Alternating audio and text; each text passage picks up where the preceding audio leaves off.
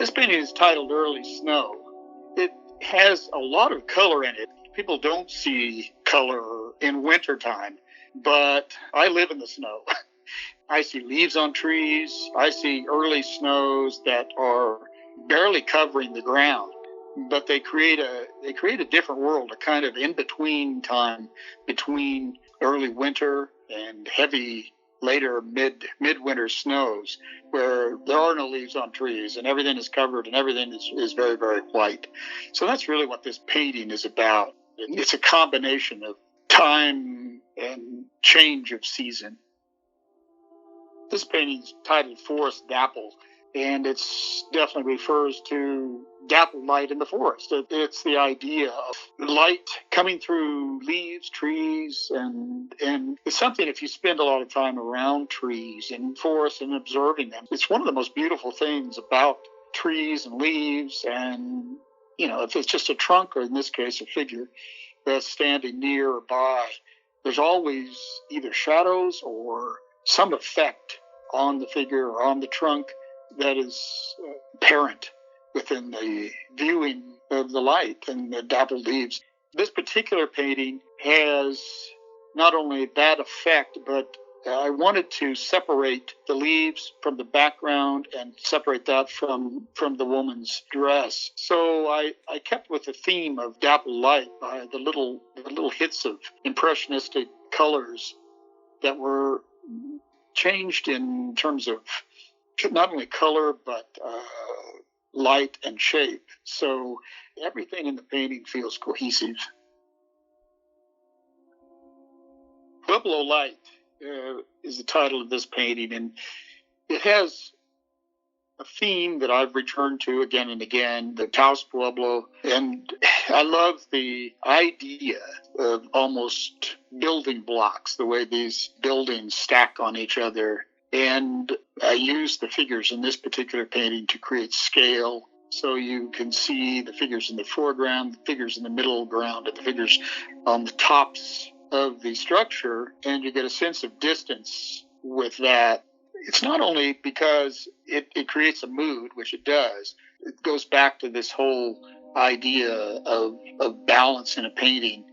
Things are happening within the Pueblo light-wise, and that little circle up in the sky balances with the figures, gives a little bit of weight that keeps the eye from going off to the left or right, and kind of centers it. And that's really what that's about. It also just gives a nice little hit of light up there that continues the light that's on the building and on the figures.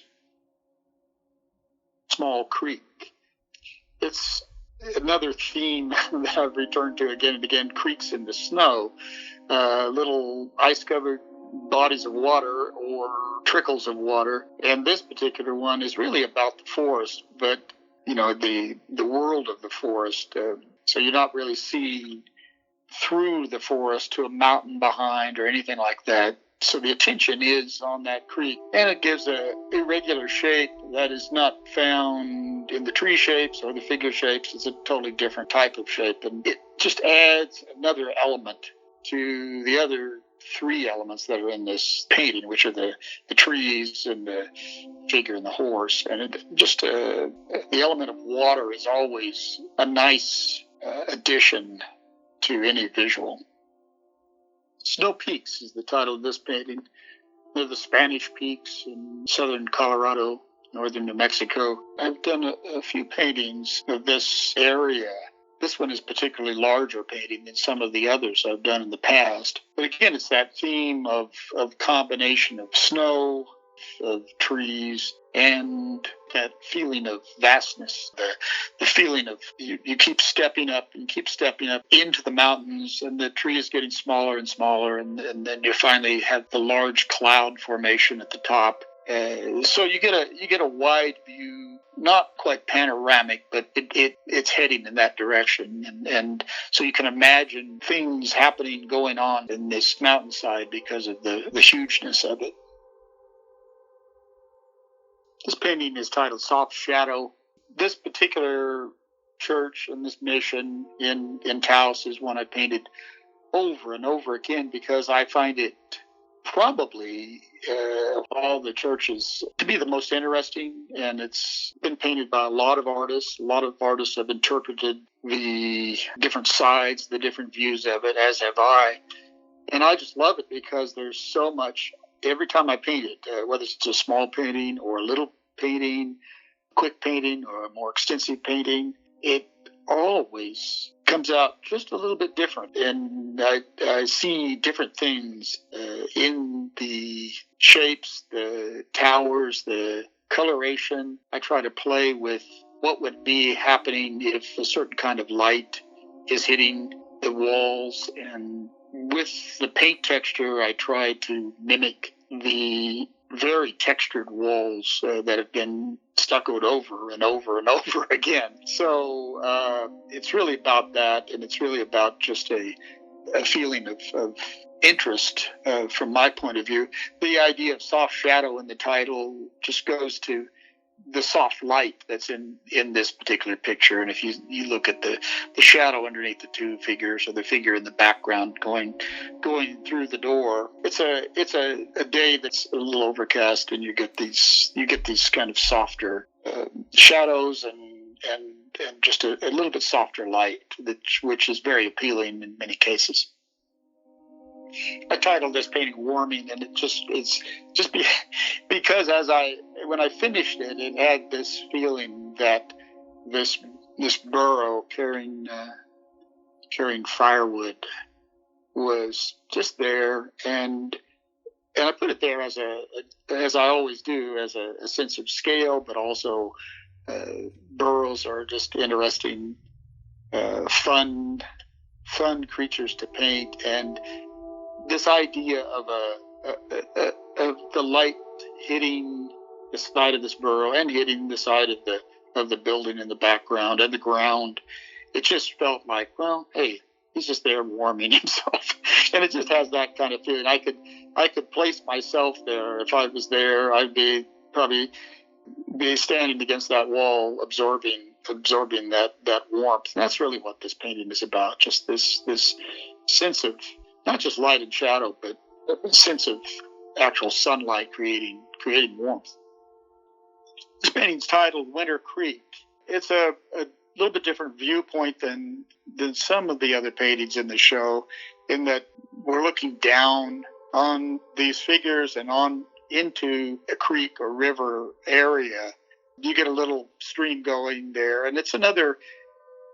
The interpretation of this piece it could be interesting for people. It could be interpreted as a much wider river, or just a little creek, a narrow little creek that has snow on it. Now, snow is, a lot of the painting has a lot of blue in it and a lot of shadow in it. But snow is white. But when you're dealing with snow, there's always a sense of ever changing as the sun moves across the horizon, and you get different colors. You get reflections in the white from the trees in the background, and it's always interesting to paint a field of snow, no matter what it is, just because of that. And it's one of my favorite things to paint. This painting, Forest Spirit, is another one of my kind of forays into modernism, somewhat, and it's interesting because this isn't an attempt to revisit modernism in the historical sense, the paintings of the 30s and 40s. It sort of became an interesting direction for me with some paintings that I've done in the past, in that I paint trees or leaves or something in the back of these figures, and the more I simplified, the more freedom I felt that I could take with these shapes.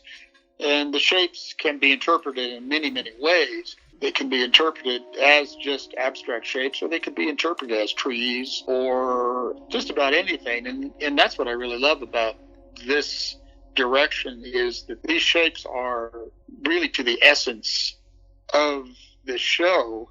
They're just about how do you use shape and color to create a feeling and a mood and a balance in a painting. And this particular painting is sort of the essence of that. River's Edge is the title of this painting, and it's actually a location that's really close to where I live here in Idaho. And I always talk about this whenever I'm talking about my paintings, because they are of the Southwest, but we have very much the same type of vegetation in Idaho as in the Southwest. There's cottonwood trees, there's willows, there's sagebrush, there's a lot of the same coloration, and so I use some of the area in the Bigwood River Valley here as my inspiration for paintings.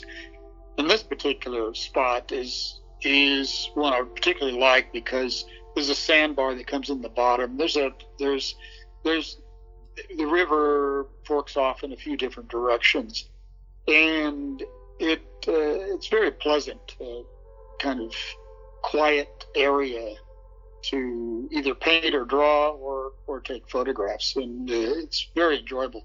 And in the fall, you get these very soft colors that are seen in this particular painting, and the trees and the bushes and the lights hit it. There's color there, but it's all very pastel, and I love that contrast that you get with the darker water and the reflections in the water with the pastels. Standing is a small painting that is again mostly an interpretation of trees, bushes, and it falls into that modernist impressionist category because the definition of the trees and the bushes aren't clear in many cases, but it's the feeling that I was after in this painting more than anything. And the texture in the background, the texture in the trees, even the little hit of color on the standing figure was meant to be edging over to the abstract area. And that makes it very interpretive in terms of the viewer. And you can look at this and see depth, or you can see it as just fields of color next to each other, or you can see trees. And that's really what I wanted this painting to be, is just a hit of color, a hit of nice light. And that's what it wound up being. This painting's titled Cottonwood Grove. It's a large mass of trees close to actually where I live, and it's we always walk our dog close by it, and it changes every season. It's the same basic shapes, and I've painted it in spring and summer, and my favorite, of course, is this one, which is a fall winter type of scene. And it's just a great mass of cottonwoods all intertwined, and I just love the shape and the kind of mass that it makes, and how some of the branches and parts of the trees, they're always coming out from the top and the sides, trying to find light. This painting's called Mountain View, and it's basically a painting of the Taos Pueblo, but the view of the mountain it's interesting. It's, to me, the blue mountain behind the very real warm Pueblo makes the painting very interesting, because it's just this juxtaposition of color, the warmth and the cool. The big white cloud in the background kind of finishes it off. The title of this painting is River Quiet. It is a fairly large river, but when it snows heavy and there's big masses of snow on the river, you get this this view, which is layers and layers of snow. But the wonderful thing about it is snow anywhere makes the world outside very, very quiet, and snow on the river makes it just unbelievably quiet. You don't hear you don't hear much of anything at all. And if you do hear something, you hear it very distinctly because there's no other noise. It's like snow is a buffer to all the noise. It's just wonderful to just stand out there, watch, listen, and it's very, very quiet place. This painting's titled "Sky in Turquoise," and it's really a painting of part of a pueblo, but it's that turquoise, blue greenish sky that intrigues me sometimes. Sometimes you get that in the morning. It's a very soft feeling to the sky. It's not large clouds. It's not a thunderhead. It's just a very quiet, soft type of color that's up in the sky, and it's appealing when it happens. Land of color. It's fairly obvious with the word color what's happening in it. Lots of color, and it's again this foray into modernism, similar to some of the other paintings I've had, with three figures standing in a forest, but it can be interpreted in all kinds of ways. So it's kind of a combination of different elements. I just wanted this painting to have that usage of abstract shapes and that arbitrary use of color. This painting is titled Shadow Mountain. It's got a valley floor with trees and figures, but what really sets the trees off is this really dark, deep mountain behind the trees, and it makes the figures in the trees pop, and it makes the vividness of the valley floor really shine. This painting's titled Deep Forest. It again is part of a series of these types of paintings that I like to do, which is involving a forest, but colorful and complex. Not complex in terms of detail, but complex in terms of shapes. There's all kinds of little shapes in a forest, and you're looking back, and there's depth, and there's different sizes of trees, of leaves, and the density of the forests can sometimes seem scary. And I never try to make my forest scary, but this one has a lot of color in it, and I love the shapes of the trees, the trunks. But what I really like to work with, and what I really see, are all the shapes in between, what we call negative spaces. And negative spaces are all those little spaces between the leaves, between the trees, between the branches. And those I love to design and figure out what shapes work well with other shapes. And that's what this whole series of paintings are about. This painting's called Field of Gold, and it has a lot of depth in it, even though it's a very small painting, but it has a feeling of faraway mountains, close-up mountains, another large cottonwood grove, and a field of sagebrush. But it really is about that sense of what is there at the base of a mountain, this idea that as you get closer to a mountain, there's some trees, there's other willows. It builds. It isn't just the bottom of a mountain. That's really what I tried to capture in this painting. Well, thanks for taking a look at my paintings and listening to me talk about them. And I hope at some point you can get to Medicine Man Gallery, take a look at the originals. And I hope I'm there to talk to you about them. And thanks a lot.